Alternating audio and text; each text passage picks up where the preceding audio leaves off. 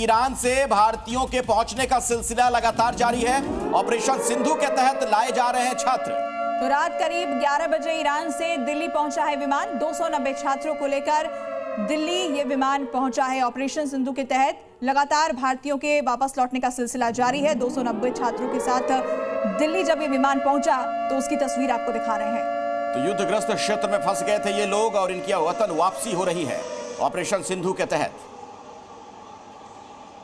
रास्ते में तो बहुत सा एरिया देखा जहां पर तबाही जा रही थी। मशहद में थोड़ा अटैक हो गया, नहीं इन जनरल हर जगह पे पैनिक ही था, लेकिन कल जब हम मशहद में थे तो कल काफी अटैक्स हो गए थे, मिसाइल्स वगैरह थी। अच्छा, आपने देखा मिसाइल्स को? देखा थोड़ा बहुत देखा बाहर से। वहाँ पे हम लोग पहले कुम से मशहद को लेकर गए थे हमें, और मशहद में we saw a lot of missiles and they almost all of them got intercepted. और दूसरी बात, हमारा इंटरनेट नहीं चल रहा था पिछले 3-4 दिनों से, तो घर वालों से रब्ता नहीं होता था बिल्कुल भी। जीरो कट था। हमें शायद ISD कॉल कभी कभी लग जाती थी। जम्मू एंड कश्मीर के रहने वाले। कहाँ पर थे आप? हम ईरान में थे। अच्छा, क्या क्या देखा वहाँ पर? वहाँ पे बहुत हालत खराब है ईरान में भी। हम इंडिया गवर्नमेंट के शुक्रगुजार है, इन्होंने हमें जल्द से जल्द इवैक्यूएट किया। Thank you. अच्छा, खाने पीने में दिक्कत आई? नहीं, कुछ दिक्कत नहीं आई। इंडिया गवर्नमेंट के हम बहुत शुक्रगुजार है, इन्होंने हमें जल्द से जल्दी वापस लाया। नेपाल की सीमा से सटे जिले में लगातार बुलडोजर कार्रवाई चल रही है। योगी सरकार के आदेश पर सरकारी जमीन पर अवैध कब्जे को मुक्त करवाया जा रहा है। देखिए रिपोर्ट। योगी राज में संदेश साफ है कि यहां अवैध कुछ भी नहीं बचेगा। बुलडोजर का ये आक्रमण उसी आदेश की तामील है। अवैध कब्जे पर हो रही ये बुलडोजर कार्रवाई महाराजगंज में हो रही है, जहां सरकारी खलिहाल की जमीन से अवैध कब्जे को हटाया गया। यहां जिसने भी अवैध निर्माण थे उन्हें बुलडोजर से ध्वस्त किया गया। बुलडोजर कार्रवाई के दौरान पुलिस टीम भी मौजूद रही ताकि कार्रवाई के दौरान किसी तरह का तनाव न फैले। नेपाल से सटे महाराजगंज में अतिक्रमण के खिलाफ योगी सरकार ने एक खास अभियान चलाया हुआ है, जिसके तहत कई अवैध कब्जों को बुलडोजर से हटाया गया है। और अभी की एक बड़ी खबर आपको बता दें, झांसी में पुलिस और बदमाशों के बीच मुठभेड़ की सूचना मिल रही है। 2 बदमाशों के पैर में यहां गोली लगी है। बदमाशों के पास से जेवर, तमंचा, कारतूस और कार भी बरामद की गई है। बड़ी जानकारी झांसी से सामने आ रही है।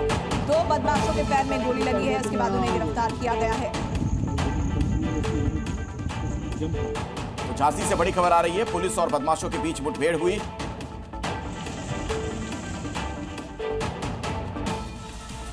उत्तर प्रदेश में एक बड़े घोटाले का मामला सामने आ गया है। यहां अल्पसंख्यक समुदाय के लिए दिए जाने वाले छात्रवृत्ति के पैसे इंस्टीट्यूट के हेड ने गैर कानूनी तरीके से गबन कर लिया था और 1.5 करोड़ से ज्यादा के रकम पर हाथ साफ कर दिए गए। बस्ती में 47 संस्थाओं की जांच में 1.56 करोड़ रुपए की छात्रवृत्ति का घोटाला सामने आया है। ये छात्रवृत्ति भारत सरकार द्वारा अल्पसंख्यक छात्र और छात्राओं को दी जाती है। घोटाले का जिन्न बाहर आने के बाद अब एक्शन शुरू हो गया है। 75 हेड ऑफ इंस्टीट्यूट के खिलाफ धारा 470A के तहत सदर कोतवाली में मुकदमा दर्ज किया गया है। बता दें कि भारत सरकार हर साल अल्पसंख्यक छात्रों की छात्रवृत्ति के लिए जिलेवार बजट भेजती है, लेकिन बीते 2021-22 और 2022-24 सत्र में अल्पसंख्यक छात्रवृत्ति में 1.5 करोड़ का घोटाला हो गया। जो पैसा अल्पसंख्यक छात्रों की छात्रवृत्ति के लिए संस्थानों में गया था, उस संस्थान में HOI ने छात्रवृत्ति का पैसा डकार लिया। मॉर्निंग जी में अब दिखाते हैं आपको राजधानी दिल्ली की कुछ बड़ी खबरें रफ्तार अंदाज में। दिल्ली की मुख्यमंत्री रेखा गुप्ता ने यमुना तट पर योग कर साफ सफाई और आस्था का संदेश दिया। उन्होंने कहा कि मां यमुना हमारी आस्था का प्रतीक हैं, लेकिन सालों तक सत्ता में रही सरकारों ने इसकी अनदेखी की। रेखा गुप्ता ने दावा किया है कि बीजेपी सरकार यमुना को स्वच्छ बनाने के लिए लगातार प्रयासरत है। जल्द ही यमुना में क्रूज भी चलते नजर आएंगे और दिल्लीवासी एक नई तस्वीर देखेंगे। आम आदमी पार्टी ने बीजेपी पर आरोप लगाया कि बीजेपी अपनी महिला पार्षद के नाम से पत्र दिखाकर साउथ जोन के चेयरमैन पर लगे अश्लीलता और भ्रष्टाचार के आरोपों को छिपा रही है। आरोप है कि साउथ जोन के चेयरमैन ने बीजेपी को 70 लाख रुपए देकर कुर्सी खरीदी है। आम आदमी पार्टी ने बीजेपी पर जमकर निशाना साधा और कहा कि दिल्ली को लूटने में बीजेपी के चारों इंजन फुल स्पीड पर हैं।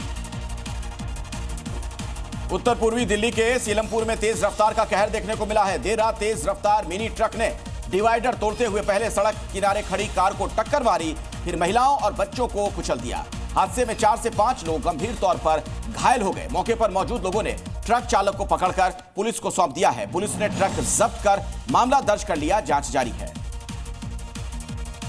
दिल्ली पुलिस ने अवैध रूप से रह रहे बांग्लादेशी नागरिकों पर कार्रवाई की है। सेंट्रल जिला पुलिस ने 6 अवैध बांग्लादेशी प्रवासियों को पकड़ा है। ये सभी लोग दिल्ली 6 के चूड़ीवाला चांदनी महल इलाके में छिप कर रह रहे थे। पुलिस को इनके पास से कुछ दस्तावेज भी बरामद हुए हैं।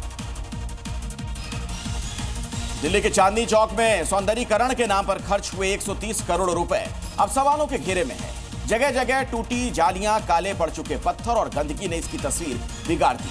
स्थानीय लोग और व्यापारी कहते हैं कि रखरखाव के अभाव में चांदनी चौक की हालत बद से बदतर हो चुकी है।